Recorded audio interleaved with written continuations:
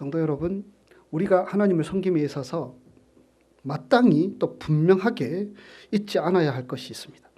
그것은 하나님은 언제나 선하신 분이시며 하나님은 그 선하시고 의로우신 모습 그대로 우리에게 선하신 목적으로, 의로우신 목적으로 다가오신다는 사실입니다. 우리가 하나님을 섬길 때 이 사실을 잊어버리면, 이 사실이 혼동스러우면, 이 세상이, 이 사실이 우리에게 부담스러우면 그때부터 우리의 믿음은 혼란스러울 수 있습니다. 하나님이 하신 말씀, 하나님께서 우리에게 하시는 행위, 하나님께서 우리에게 베푸시는 일들, 사건들, 사람들, 하나님이 의로우시며 우리에게 선하심으로만 다가오신다는 믿음을 가지고 우리가 대할 수 있다면 우리는 그 길을 하나님의 방법대로 풀어나가고 헤쳐나갈 수 있습니다. 내 환경이 이렇다고, 상황이 그렇다고 우리가 가진 하나님에 대한 신뢰가 흔들리면 안 됩니다. 흔들리게 될 때 우리의 믿음도 흔들리게 되는 것입니다. 여러분, 하나님을 신뢰하십니까? 하나님이 우리에게 선하고 의로우신 모습으로만 다가오심을 믿으십니까? 그런 믿음이 우리 성도들의 믿음이 되셔서 세상의 여러 가지 유혹과 환난 가운데서도 담대하게 승리하며 살아가는 저와 여러분의 삶이 되시기를 주님의 이름으로 축복합니다. 세상의 유혹은 이것을 흔듭니다. 믿기는 믿는데 온전히 절대적으로 믿지 못하는 그것을 가지고 우리를 흔들고 우리로 갈등하게 합니다. 그래서 하와는 귀가 솔깃합니다. 뭐? 하나님처럼 될 수 있다고?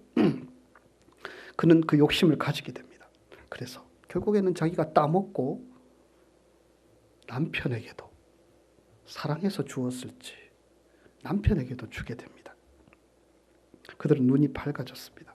그것은 그들의 수치와 비참함을 보는 눈이 밝아졌습니다. 그래서 자기들이 벗은 줄 알고 무화과나무 잎을 엮어서 치마로 삼았더라라고 성경은 기록하고 있습니다.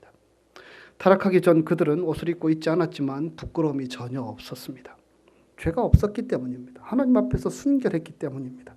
마치 천진난만한 갓난아이가 부끄러움을 느끼지 않듯이 그들은 하나님 앞에서 부끄러움 없이 나아갈 수 있었고 서로 교통할 수 있었습니다. 하나님의 영광의 광채가, 하나님의 의의 광채가 그들을 가리고 있었고 그들을 감싸고 있었기 때문에 그들은 수치를 느낄 필요가 없었습니다. 그러나 타락으로 인해 그 영광은 사라졌습니다. 뱀의 말이 결국에는 거짓으로 다 드러났습니다. 하나님과 같이 된다고요? 아니요. 스스로 죄인임을 깨닫게 되고 수치를 가려야 되는 그러한 비참한 상태에 처하게 된 것이 아담과 하와의 모습입니다. 하나님처럼 된 것이 아니라 죄악의 나락으로 떨어지게 된 것입니다. 하나님을 신뢰하지 않는 말이나 세상의 이데올로기나 가치들 또 사람들의 경험들은 모두가 다 거짓입니다. 그런데 여러분, 우리가 살다 보면 자꾸 이 거짓이 사실인 양 우리를 혼동하게 만들고요. 그리고 거짓이 참인 양 믿고 살아가는 사람들조차 있습니다. 위장합니다. 뱀이 지금 그렇게 하와에게 다가오고 있지 않습니까? 그래서 그것이 사실이 아니다. 하나님의 말씀이 사실이 아니고 이것이 사실이고 이것을 네가 붙들면 뭔가 달라질 것이다 라는 그런 헛된 욕망들을 불러일으키게 됩니다. 거짓입니다. 끊어냈어야 하는데 하와는 뱀의 유혹에 넘어가게 됩니다. 성도 여러분, 우리가 어찌 이 거짓을 참 하나님과 바꾸며 살아가야 한단 말입니까? 우리가 믿는 하나님이 참이시며 진리이십니다. 그래서 우리가 믿어야 될 것은 그분의 말씀, 또 그분을 의지하는 우리의 믿음, 이것이 참임을 오늘도 믿고 주님의 사랑에 매여서 그 사랑 의지하여서 달려나갈 수 있는 여러분들의 삶이 될 수 있기를 소원합니다. 아담이 하나님의 명을 거역하고 타락했을 때 하나님이 얼마나 슬퍼했을까, 그런 마음들을 가지게 됩니다. 창세기 3장을 보면 그날 바람이 불 때 하나님께서 그들을 찾아오셨습니다. 범죄하고 하나님을 피해 숨어있는 아담을 하나님이 친히 찾아오셨습니다. 하나님의 애정이 느껴지는 행동들입니다. 아담이 어디 있는지, 어떤 죄를 지었는지 하나님이 모르지 않으시죠. 그런데 그에게 찾아오셔서 그에게 말씀하고 계십니다. 내가 어디 있느냐? 말씀드렸지만 아담이 어디 있는지 왜 하나님이 모르셨겠습니까? 그러나 내가 어디 있느냐라는 이 질문 가운데에는 네가 있어야 될 곳이 과연 어디냐? 네가 붙잡아야 될 것이 과연 무엇이냐라는 것을 깨닫도록 하기 위한 하나님의 질문이 아니었겠습니까? 아담은 대답합니다. 내가 동산에서 하나님의 소리를 듣고 내가 벗었으므로 두려워하여 숨었나이다. 하나님 말씀하십니다. 누가 너의 벗었음을 내게 알렸느냐? 내가 내게 먹지 말라 명한 그 나무 열매를 내가 먹었느냐? 하나님께서 이 죄악을 붙잡은 아담을 향하여 안타까워하고 있는 그 마음이 이 아담과 하나님과의 대화 속에 잘 드러나 있지 않습니까? 하나님은 그들에게 벌을 내리셨습니다. 그래서 아담은 죽을 운명에 처하게 되죠. 에덴 동산에서 쫓겨나서 이마에 땀을 흘리며 온갖 고생하고 수고해야지 겨우 먹을 수 있는 그러한 벌을 내리셨고요. 여인에게도 해산의 고통이 그에게 임하게 됩니다. 하나님은 공의의 하나님이셨기에 아담과 맺었던 그의 계약으로 인하여서 하나님의 의를, 하나님의 뜻을 세우기 위해서 벌을 내리셨습니다. 그러나 여러분, 아담에게, 하와에게 벌만 내린 것이 아닙니다. 하나님은 범죄한 인생을 영영 저버리지 않으시고 구원의 길을 열어주셨습니다. 그 구원의 약속은 하나님께서 뱀에게 내린 그러한 저주 가운데, 말씀 가운데 나타나 있습니다. 3장 15절 말씀 우리 같이 읽겠습니다. 내가 너로 여자와 원수가 되게 하고 내 후손도 여자의 후손과 원수가 되게 하리니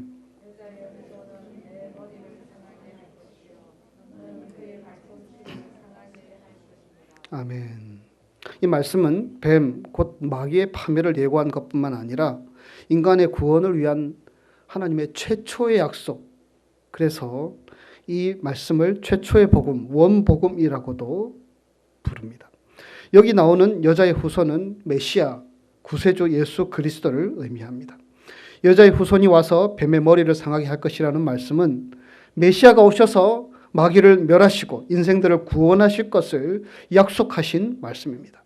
그리고 뱀은 여자의 후손의 발꿈치를 상하게 될 것이라고 하였는데 이는 메시아가 대속의 고난을 당하실 것을 의미하는 말씀입니다. 하나님께서는 단순히 벌만 내린 것이 아니라 하나님께서 행하실 그 구원의 메시지들을 아담과 이브에게 주셨던 것입니다. 그리고 나서 이제 오늘 본문 말씀이 기록됩니다. 하나님은 아담과 그의 아내를 위해서 가죽옷을 지어 입히셨습니다. 옷은 결국 인간의 범죄로 인하여서 생긴 것이지 않습니까? 아담과 하와가 선악과를 따먹고 눈이 밝아져서 야, 내가 벌거벗고 있구나. 내가 이렇게 수치스러운데 이렇게 가리지 않고 있구나 라는 것을 깨닫고 그것을 가릴 목적으로 무화과나무 잎으로 치마를 만들었지요. 그것이 인간이 입은 최초의 옷입니다. 옷의 목적은 수치를 가리기 위한 목적이었습니다. 그러나 나뭇잎으로 만든 옷은 옷으로서의 역할들을 제대로 할 수 없지 않습니까? 그래서 하나님께서는 아담과 하와에게 가죽옷을 지어 입혀 주셨습니다. 하나님께서 인간이 입어야 될 옷을 지어서 입히셨다고 성경은 기록하고 있습니다. 여러분, 이 가죽옷이 의미하는 것이 무엇일까? 첫 번째로 이 가죽옷은 인간을 향한 하나님의 사랑을 보여주시는 것입니다. 하나님과의 관계가 단절되고 하나님을 배반하였음에도 불구하고 하나님은 인간을 찾아오셨고요. 나뭇잎으로 가리고 있는 그 인간의 허물, 인간의 죄악들을 하나님께서는 당신이 친히 지은 옷으로 그들의 허물을 덮어 주셨습니다. 하나님의 형상대로 지음받은 인생들을 향하신 하나님의 변함없는 사랑. 죄를 짓기 전에도 아담과 하와를 사랑하고 귀하게 여기고 아끼셔서 당신의 형상, 당신의 모양대로 만드시고 온 세상을 주관하고 다스리게 하시는 역할을 주셨듯이 아담과 하와가 하나님을 배반하고 죄악 가운데 있었지만 하나님은 여전히 아담과 하와를 사랑하시는 분이심을 보인 사건이 이 가죽옷을 지어 입히신 사건이라 할 수 있습니다. 에스겔 18장 23절에 나 주 여호와가 말하노라 내가 어찌 악인의 죽는 것을 조금인들 기뻐하랴 그가 돌이켜 그 길에서 떠나서 사는 것을 어찌 기뻐하지 아니하겠느냐라는 말씀이 나옵니다. 범죄한 인간이라도 하나님은 멸하기를 기뻐하지 않으시고 죄인이 회개하고 구원받기를 원하시고 그들이 돌아와서 돌이키기를 원하시며 그들이 연약하여서 여전히 죄 가운데 있을지라도 하나님께서 직접 찾아가셔서 내가 여전히 너를 사랑하고 너를 아끼고 귀하게 여기심을 가죽옷 사건으로 보여주신 사건이 오늘 창세기 3장에 나오는 이 사건이라는 것입니다. 범죄한 인간들을 향한 하나님의 사랑, 그것을 표현한 것입니다. 두 번째로 이 가죽옷은 하나님께서 우리에게 속죄의 길을 열어주셨음을 의미합니다. 사람이 만든 무화과 나무 잎은 가죽옷과는 질적으로 완전히 달랐습니다. 여러분, 무화과 나무 잎으로 내가 잘못한, 내가 허물진, 내가 부끄러운 것들을 가리려고 한들 몇 장으로 이어서 가리면 임시로는 가릴 수 있습니다. 그러나 곧 말라버리기 때문에 시간이 지나면 그 수치스러움은 다시 다 드러나게 됩니다. 반면에 가죽옷은 반영구적인 옷으로서 수치를 가릴 수 있는 하나님이 주신 것이 아닙니까? 무화과 나무 잎으로 만든 옷은 인간의 의를 상징하는 것이라고 할 수 있고요. 이 가죽옷은 하나님의 의를 상징하는 것이라 할 수 있습니다. 사람들이 종종 자기의 의로움을 내세우지요. 그러나 사람들이 내세우는 것은 무화과 나무 잎으로 치마를 해입고 으스대는 것이랑 다름이 없습니다. 적당하게 가릴 것 가리고 그 가려져 있는 그 추하고 죄악된 모습들을 자신은 다 잊어버린 채 그것이 자신의 의인 양, 자신의 의로움인 양, 자신의 잘남인 양 드러내고 자랑하고 교만하고 뻐기고 비판하고 판단하고 정죄하고 살아가는 인간의 연약한 모습들. 그래서 이사야 64장에서 대저 우리는 다 부정한 자 같아서 우리의 의는 다 더러운 옷 같으며 우리는 다 쇠폐함이 잎사귀 같으므로 우리의 죄악이 바람같이 우리를 몰아가나이다 라고 말씀하고 있습니다. 아무리 의로운 사람이라도 그 의는 더러운 옷과 같다고 말씀하고 있습니다. 더러워서 빨래통에 다 집어던진 옷들이 내가 조금 더 깨끗하다고 조금 더 입을만하다고 자랑하고 뻐기고 내세우는 것과 똑같다고 이사야 말씀은 그렇게 우리에게 교훈하고 있습니다. 내가 더 깨끗하다면 얼마나 더 깨끗하다라는 것입니까? 인간들이 자기의 의로움을 내세우는 것은 자신이 지금 더러워서 임시로 가려진 것은 다 망각해버린 채 어리석게 자신을 내세우는 것과 무엇이 다릅니까? 정말 우스꽝스러운 모습이 아닙니까? 그러나 하나님은 하나님의 방법으로 가죽옷으로 그들을 가려주시고 덮어주셨습니다. 여러분, 예수를 믿는 사람들은요, 나의 의를 가지고 살아가는 사람들이 아니라 하나님의 의를 믿고 살아가는 사람들인 줄 믿습니다. 여러분, 우리는 의인이 아닙니다. 하나님께서 우리를 의롭게 하셨습니다. 우리는 여전히 영벌에 처해야 될 죄악된 존재들이지만 하나님께서 우리를 의롭다 하시고 하나님의 의로 우리를 덧입혀 주셨습니다. 그래서 우리가 하나님께 받아들여지게 되었고 하나님의 자녀가 된 것이 아닙니까? 하나님은 우리를 의로 옷 입혀 주시기 위해서 우리의 죄악들, 도대체 가릴 수 없고 숨길 수 없는 우리의 죄악들을 가리고 숨기기 위해서 하나밖에 없는 외아들을 대속의 제물로 내어 주셨습니다. 예수님께서 당하신 그 수치와 모욕과 고난과 아픔과 십자가의 고통은 우리가 당해야 될 고통이라는 사실들, 그것을 가르쳐 주신 사건이 십자가 사건이고 보혈의 은총이라는 사실입니다. 그 속에 하나님의 의가 드러나 있습니다. 그 속에 하나님의 의. 우리의 허물과 죄를 예수님께 다 담당하게 하시고 우리를 의롭게 하셔서 그 예수가 나를 위해서 죽으셨다. 그 예수가 나를 위해서 피를 흘리셨다. 믿는 자들을 의롭다 하시고 하나님의 자녀 삼으시고 받아주시고 용납하여 주시는 하나님의 의가 그 속에 담겨 있다라는 말씀입니다. 그래서 우리는 오늘도 보혈의 은혜를 기대하며 사모하며 주님 앞에 나아가는 것입니다. 요한복음 8장을 보면 예수님께서 간음하다가 현장에 잡힌 여인을 대하는 장면이 등장합니다. 여러분, 바리새인들과 서기관들이 그 여인을 잡아서 예수님께 데려왔습니다. 왜 데려왔습니까? 이 여자는 더러운 여자야. 우리가 그 자리에서 돌을 쳐서 죽일 수도 있지만 이것을 가지고 예수님을 시험하기 위해서 데리고 왔습니다. 만약에 예수님께서 그 여인을 보고 이 여자 법대로 돌을 쳐서 죽여라 라고 말씀하시면 예수님께서 그토록 사랑에 대해서 말씀해 주셨는데 그것이 다 엉터리라는 것이 드러나게 되지 않겠습니까? 그리고 만약에 그렇지 않고 이 여인을 용서해 주라고 말씀하면 그것은 간음한 여인들을 돌로 치라고 말하는 모세의 율법을 어기는 것이며 그래서 마땅히 그를 또 정죄하게 되고 예수님을 또 어떤 위험한 자리로 몰아세우려는 의도로 그 여인을 예수님께 데리고 왔습니다. 예수님께서 한참 말씀 없으시며 땅에 글을 쓰시더니 그렇게 말씀하셨습니다. 누구든지 죄 없는 자가 이 여인을 돌로 치라라고 말씀하셨습니다. 그들이 양심이 가책이 되었다고 요한복음 8장은 기록하고 있습니다. 그리고 양심에 가책이 된 그들은 한 사람씩 두 사람씩 그 자리를 떠나가게 됩니다. 그리고 예수님께서는 사람들이 어디 있느냐 그 여인에게 물었고요. 다 떠났다는 말을 듣고 나서는 나도 너를 정죄하지 아니하노니 다시는 가서 죄를 짓지 말라라는 말씀으로 그 장면이 끝나게 됩니다.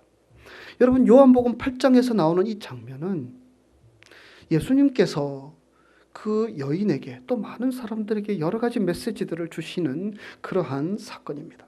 첫째로 예수님의 메시지는 사람들이 자기 자신을 돌아보게 한 사건입니다. 누구든지 죄 없는 자가 이 여인에게 돌로 치라. 자기 자신을 진정으로 돌아보게 되는 사건이 아닙니까? 여러분, 누가 그 자리에서 나는 죄가 없어, 나는 깨끗해, 나는 순결해, 나는 정결해라고 하면서 그 여인에게 돌을 들 수 있었겠습니까? 너나 나나 다 똑같은 하나님 앞에서 부끄러운 단순히 무화과 나무 잎으로 가리고 있을 뿐이지 다 죄인이라는 사실, 자기 자신이 얼마나 허물 많고 죄악 많은 죄인이라는 사실을 하나님은 돌아보게 하십니다. 그리고 예수님께서는 그 여인을 용서하십니다. 나도 너를 정죄하지 아니하노니 용서하시는 말씀입니다. 그리고 가서 다시는 죄를 범하지 말라. 여러분, 이 말씀이 무슨 말씀입니까? 이제 이 여인아, 우리 새 출발해보자. 내가 너를 용서하니까 이제 과거를 다 끊고 한번 새 출발해보지 않을래? 라고 말씀하시는 예수님의 사랑이 담겨있는 그러한 메시지입니다. 또 다른 기회를 제공하시는 예수님의 은혜의 말씀이죠. 여러분, 창세기 3장에 등장하는 이 가죽옷은, 그리고 가죽옷을 입히시면서 아담과 대화를 나누셨던 그 하나님의 마음은, 첫째로는 아담이 야, 내가 정말 하나님 앞에 죄인이구나 라는 사실을 돌아보게 만드는 사건이었습니다.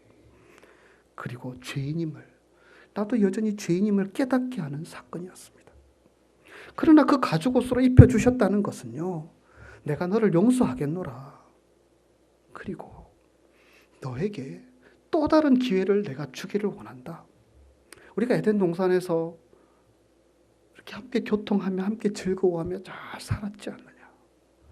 네가 지금은 나를 배반하고 나를 떠나서 그렇게 하나님 나한테 못할 짓을 했지만 이제 우리 새 출발 한번 해보자꾸나.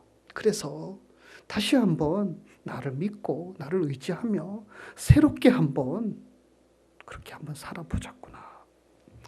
하나님께서 그런 마음으로 그런 심정으로 아담과 하와에게 다가오신 사건이 이 가죽옷 사건이라 할 수 있습니다. 성도 여러분, 우리는 여전히 하나님 앞에서 죄인입니다. 그리고 여전히 우리의 과거들을 돌아보면, 우리가 지내온 시간들을 돌아보면 참 후회스러운 것도 많고 한숨 쉴 것도 많고 실패한 것도 많고 문제거리도 많고 숙명적으로 패배할 수 없었던 많은 사건들이 우리 지내온 인생 가운데 있었음을 기억합니다. 그러나 하나님께서 아담에게 다가가셔서 가죽옷을 입혔다는 사실은 자기 자신들을 돌아보게 하고, 그리고 여전히 내가 죄인임을 깨닫게 할 뿐만 아니라 하나님은 그래도 너를 용서한다. 너를 아끼고 여전히 사랑하고 있다. 내가 너를 지금도 내가 갖고 있는 이 사랑의 열망으로 너를 대하기를 원한다. 그래서 다시 한번 시작해보자꾸나 라고 우리에게도 격려하시고 우리에게도 용기를 주시는 그러한 위로와 격려의 말씀인 줄 믿습니다.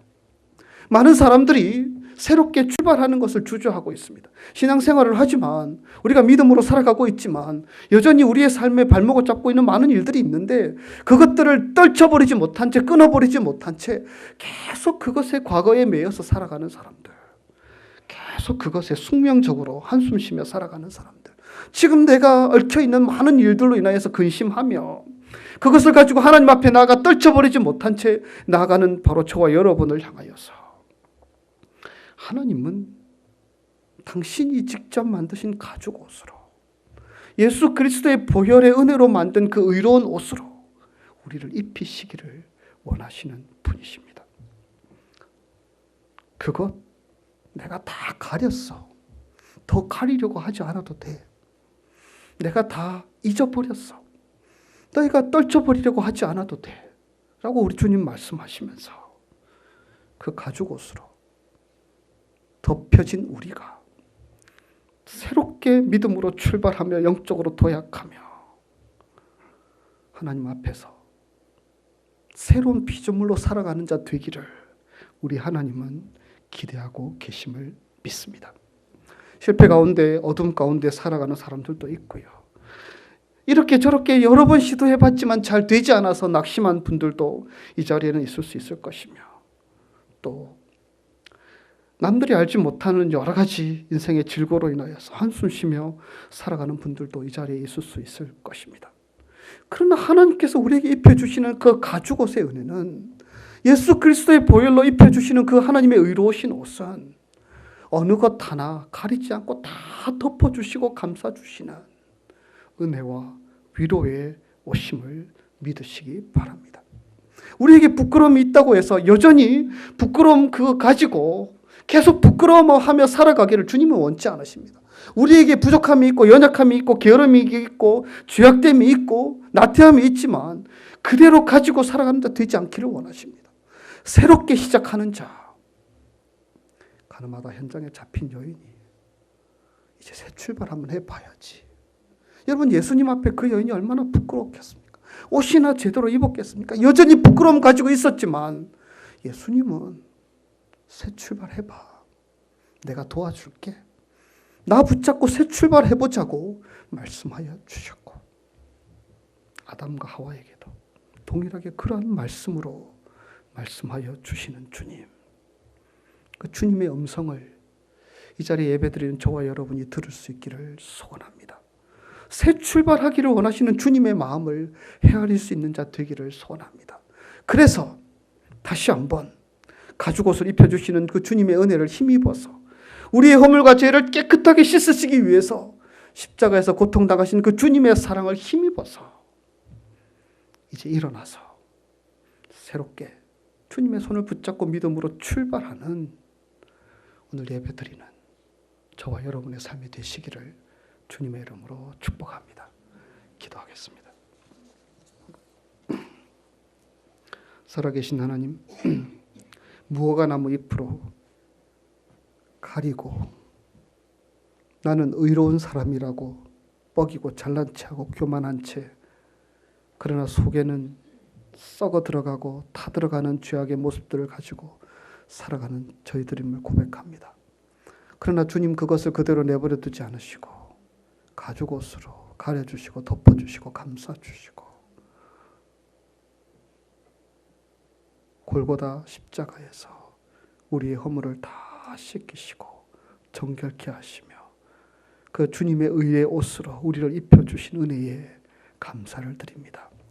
가늠하다 현장에서 잡힌 여인에게 주님께서는 새 출발하기를 원하셔서 격려하시고 위로하시고 힘을 북돋워 주셨듯이 이 시간 우리가 함께 예배드리는 우리 모든 크리스탈 교회 성도들에게도 그러한 위로와 사랑으로 함께하여 주시옵소서. 하나님, 우리가 주님 앞에 설 때마다 우리가 다시 한번 새 출발하는 그 시간들이 되기를 원합니다. 믿음의 새 출발, 하나님께 대한 헌신의 새 출발, 하나님과 동행하며 소망 가운데 살아가기 위한 새 출발, 죄악과 허물과 악함들을 다 떨쳐버리고 주님과 함께 동행하는 새 출발의 삶들이 바로 우리들의 삶들이 될 수 있도록 주께서 인도하여 주시옵소서. 감사드리옵고 예수님 거룩하신 이름으로 기도드리옵나이다. 아멘. 하늘에 계신 우리 아버지, 이름이 거룩히 여김을 받으시오며 나라에 임하옵시며 뜻이 하늘에서 이룬 것 같이 땅에서도 이루어지. 우리가 우리에게 죄 지은 자를 사하여 준 것 같이 우리 죄를 사하여 주옵시고 시험에 들게 하지 마옵시고 다만 악에서 구하옵소서. 대개 나라와 권세와 영광이 아버지께 영원히 있사옵나이다. 아멘.